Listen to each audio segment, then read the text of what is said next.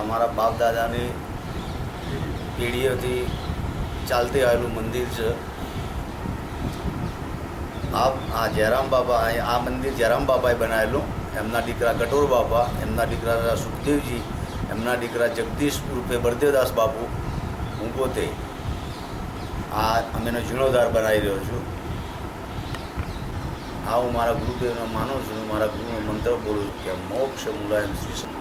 અમે સેવામય ગૌશાળા છે, અમારી ગૌશાળા છે.